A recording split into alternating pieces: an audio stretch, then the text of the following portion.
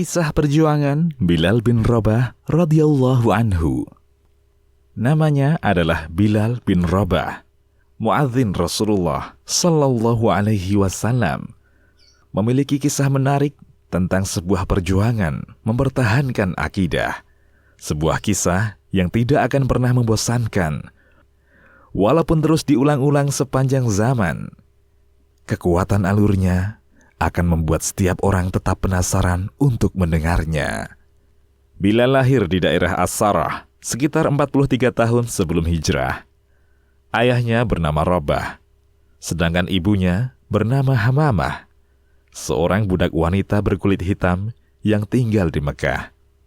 Karena ibunya itu, sebagian orang memanggil Bilal dengan sebutan Ibnu Sauda, putra wanita hitam. Bilal dibesarkan di kota Ummul Qura, yakni Makkah, sebagai seorang budak milik keluarga Bani Abduddar. Saat ayah mereka meninggal, Bilal diwariskan kepada Umayyah bin Khalaf, seorang tokoh penting kaum kafir. Ketika Makkah diterangi cahaya agama baru dan Rasul yang agung sallallahu alaihi wasallam mulai mengumandangkan seruan kalimat tauhid, Bilal adalah termasuk orang-orang pertama yang memeluk Islam. Saat Bilal masuk Islam, di bumi ini hanya ada beberapa orang yang telah mendahuluinya memeluk agama baru itu, seperti Ummul Mukminin Khadijah binti Khuwailid, Abu Bakar As-Siddiq, Ali bin Abi Thalib, Ammar bin Yasir bersama ibunya, Sumayyah, Suhaib Ar-Rumi, dan Al-Miqdad bin Al-Aswad. Bilal merasakan penganiayaan orang-orang musyrik yang lebih berat dari siapapun. Berbagai macam kekerasan, siksaan, dan kekejaman mendera tubuhnya. Namun ia sebagaimana kaum muslimin yang lemah lainnya, tetap sabar menghadapi ujian di jalan Allah itu dengan kesabaran yang jarang sanggup ditunjukkan oleh siapapun. Orang-orang Islam seperti Abu Bakar dan Ali bin Abi Thalib masih memiliki keluarga dan suku yang membela mereka. Akan tetapi, orang-orang yang tertindas, yakni mustad'afun dari kalangan hamba sahaya dan budak itu, tidak memiliki siapapun. Sehingga orang-orang Quraisy menyiksanya tanpa belas kasihan. Quraisy ingin menjadikan penyiksaan atas mereka sebagai contoh dan pelajaran bagi setiap orang yang ingin mengikuti ajaran Muhammad. Kaum yang tertindas itu disiksa oleh orang-orang kafir Quraisy yang berhati sangat kejam dan tak mengenal kasih sayang. Seperti Abu Jahal yang telah menodai dirinya dengan membunuh Sumayyah. Ia sempat menghina dan mencaci maki, kemudian menghunjamkan tombaknya pada perut Sumayyah hingga menembus punggung, dan gugurlah syuhada pertama dalam sejarah Islam. Sementara itu, saudara-saudara seperjuangan Sumayyah, terutama Bilal bin Rabah, terus disiksa oleh Quraisy tanpa henti. Biasanya, apabila matahari tepat di atas ubun-ubun dan padang pasir Mekah berubah menjadi perapian yang begitu menyengat, orang-orang Quraisy itu mulai membuka pakaian orang-orang Islam yang tertindas itu, lalu memakaikan baju besi pada mereka dan membiarkan mereka terbakar oleh sengatan matahari yang terasa semakin terik. Tidak cukup sampai di sana, orang-orang Quraisy itu mencambuk tubuh mereka sambil memaksa mereka mencaci maki Muhammad. Ada kalanya, saat siksaan terasa begitu berat dan kekuatan tubuh orang-orang Islam yang tertindas itu semakin lemah untuk menahannya, mereka pun mengikuti kemauan orang-orang Quraisy yang menyiksa mereka secara lahir, sementara hatinya tetap pasrah kepada Allah dan Rasul-Nya. Kecuali Bilal, semoga Allah meridhoinya.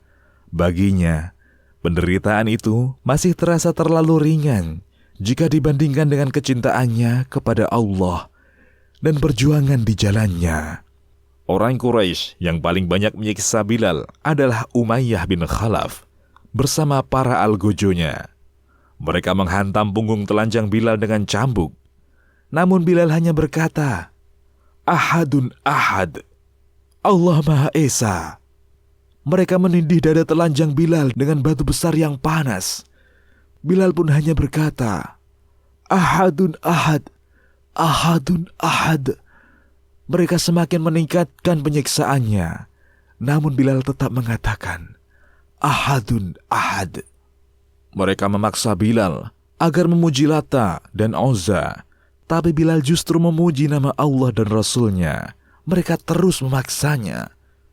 Ikutilah yang kami katakan. Bilal menjawab, lidahku tidak bisa mengatakannya. Jawaban ini membuat siksaan mereka semakin hebat dan keras.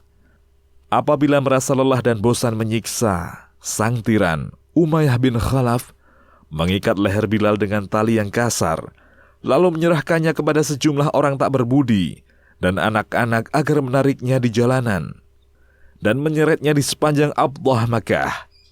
Sementara itu, Bilal menikmati siksaan yang diterimanya karena membela ajaran Allah dan Rasulnya.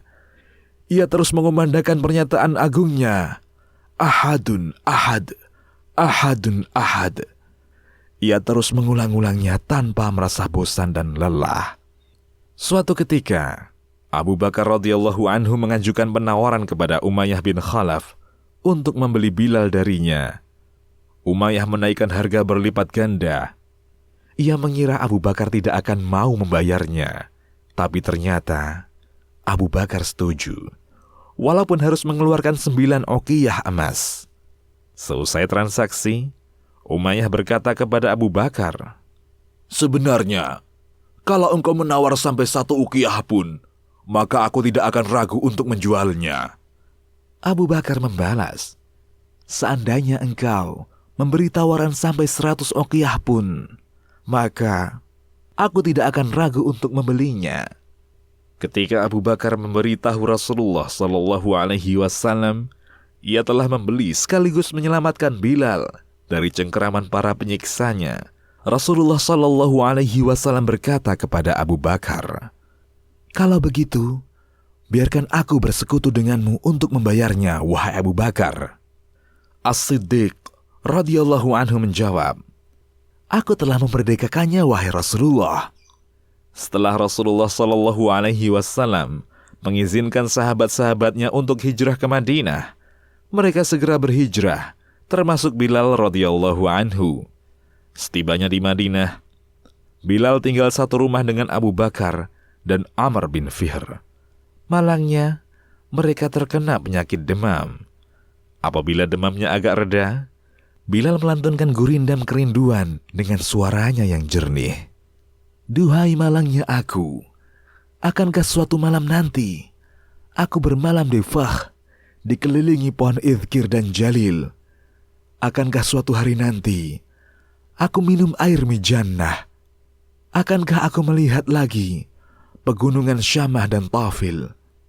Tidak perlu heran mengapa Bilal begitu mendambakan Makkah dan perkampungannya, merindukan lembah dan pegunungannya, karena di sanalah ia merasakan nikmatnya iman. Di sanalah ia menikmati segala bentuk siksaan untuk mendapatkan keridhaan Allah. Di sanalah ia berhasil melawan nafsu dan godaan setan. Bilal tinggal di Madinah dengan tenang dan jauh dari jangkauan orang-orang Quraisy yang kerap menyiksanya. Kini, ia mencurahkan segenap perhatiannya untuk menyertai Nabi sekaligus kekasihnya, Muhammad sallallahu alaihi wasallam. Bilal selalu mengikuti Rasulullah sallallahu alaihi wasallam kemanapun beliau pergi. Selalu bersamanya saat sholat maupun ketika pergi untuk berjihad. Kebersamaannya dengan Rasulullah sallallahu alaihi wasallam ibarat bayangan yang tidak pernah lepas dari pemiliknya. Ketika Rasulullah sallallahu alaihi wasallam selesai membangun Masjid Nabawi di Madinah dan menetapkan azan, maka Bilal ditunjuk sebagai orang pertama yang mengumandangkan azan, yakni muadzin dalam sejarah Islam. Biasanya, setelah mengumandangkan azan, Bilal berdiri di depan pintu rumah Rasulullah sallallahu alaihi wasallam seraya berseru, Hayya 'alas salati, hayya 'alal falah. Mari melaksanakan salat, mari meraih keuntungan. Lalu, ketika Rasulullah sallallahu alaihi wasallam keluar dari rumah dan Bilal melihat beliau, Bilal segera melantunkan iqamah. Suatu ketika, Najasyi, Raja Habasyah, menghadiahkan 3 tombak pendek yang termasuk barang-barang paling istimewa miliknya kepada Rasulullah Sallallahu Alaihi Wasallam.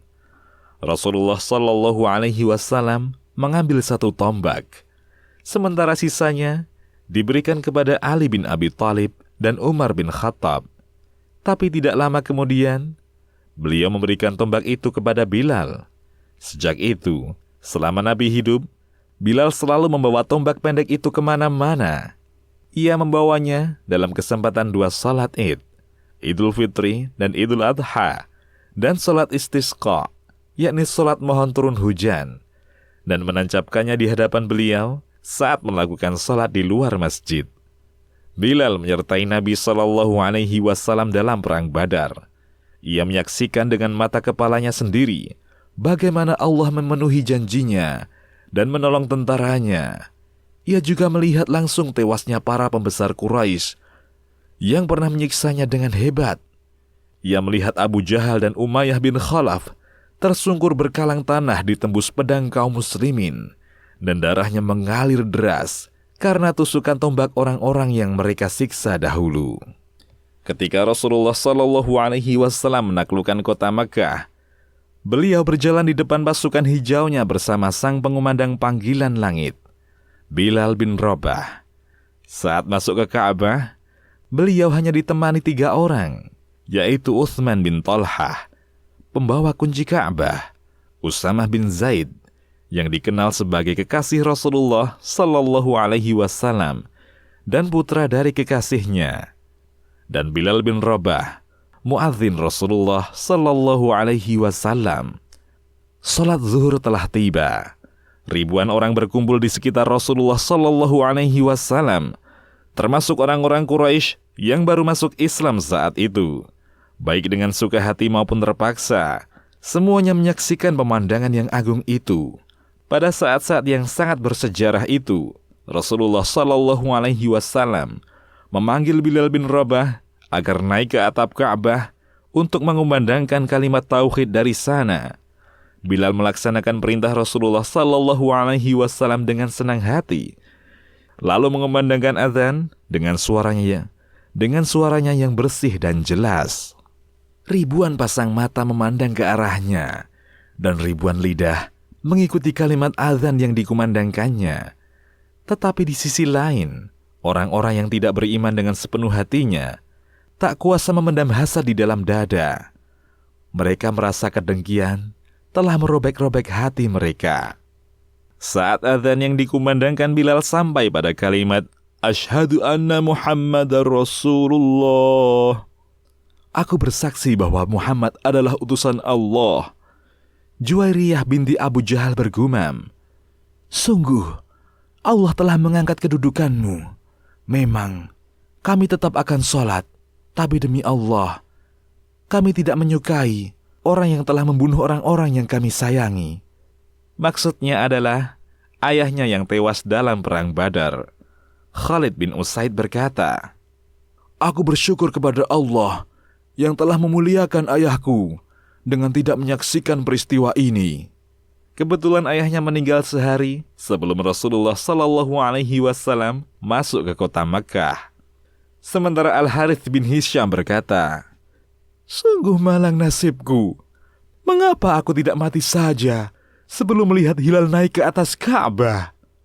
Al-Hakam bin Abul As berkata, demi Allah, ini musibah yang sangat besar. Seorang budak Bani Jummah bersuara di atas bangunan ini, yakni Ka'bah. Sementara Abu Sufyan yang berada di dekat mereka hanya berkata, aku tidak mengatakan apapun, karena kalau aku membuat pernyataan, walau hanya 1 kalimat, maka pasti akan sampai kepada Muhammad bin Abdullah. Bilal menjadi muadzin tetap selama Rasulullah Sallallahu Alaihi Wasallam hidup. Selama itu pula, Rasulullah Sallallahu Alaihi Wasallam sangat menyukai suara yang saat disiksa dengan siksaan yang begitu berat di masa lalu. Ia melantunkan, Ahadun Ahad, Allah Maha Esa. Sesaat setelah Rasulullah Sallallahu Alaihi Wasallam menghembuskan nafas terakhirnya, waktu sholat tiba, Bilal berdiri untuk mengumandangkan azan. sementara jasad Rasulullah Shallallahu Alaihi Wasallam masih terbungkus kain kafan dan belum dikebumikan. Saat Bilal sampai pada kalimat, "Asyhadu anna Muhammadar Rasulullah," aku bersaksi bahwa Muhammad adalah utusan Allah. Tiba-tiba suaranya terhenti. Ia tidak sanggup mengangkat suaranya lagi. Kaum muslimin yang hadir di sana tak kuasa menahan tangis. Maka meledaklah suara isak tangis yang membuat suasana semakin mengharu biru. Sejak kepergian Rasulullah Sallallahu Alaihi Wasallam, Bilal hanya sanggup mengumandangkan azan selama 3 hari. Setiap sampai pada kalimat, "Asyhadu anna Muhammadar Rasulullah," aku bersaksi bahwa Muhammad adalah utusan Allah, ia langsung menangis terseduh-seduh. Begitu pula kaum muslimin yang mendengarnya larut dalam tangisan pilu. Karena itu, Bilal memohon kepada Abu Bakar yang menggantikan posisi Rasulullah Sallallahu Alaihi Wasallam sebagai pemimpin, agar diperkenankan tidak mengumandangkan azan lagi karena tidak sanggup melakukannya. Selain itu, Bilal juga meminta izin kepadanya untuk keluar dari kota Madinah dengan alasan berjihad di jalan Allah dan ikut berperang ke wilayah Syam. Awalnya, As-Siddiq merasa ragu untuk mengabulkan permohonan Bilal, sekaligus mengizinkannya keluar dari kota Madinah. Namun Bilal mendesaknya seraya berkata, "Jika dulu engkau membeliku untuk kepentingan dirimu sendiri, maka engkau berhak menahanku. Tapi jika engkau telah memerdekakanku karena Allah, maka biarkanlah aku bebas menuju kepadanya." Abu Bakar menjawab, "Demi Allah, aku benar-benar membelimu untuk Allah, dan aku memerdekakanmu juga karena Allah." Bilal menyahut, "Kalau begitu, aku tidak akan pernah mengumandangkan azan untuk siapapun setelah Rasulullah Sallallahu Alaihi Wasallam wafat." Abu Bakar menjawab, "Baiklah, aku mengabulkannya." Bilal pergi meninggalkan Madinah bersama pasukan pertama yang dikirim oleh Abu Bakar. Ia tinggal di daerah Daroya yang terletak tidak jauh dari kota Damaskus. Bilal benar-benar tidak mau mengumandangkan azan hingga kedatangan Umar bin Khattab ke wilayah Syam, yang kembali bertemu dengan Bilal radhiyallahu anhu setelah terpisah cukup lama. Umar sangat merindukan pertemuan dengan Bilal dan menaruh rasa hormat begitu besar kepadanya.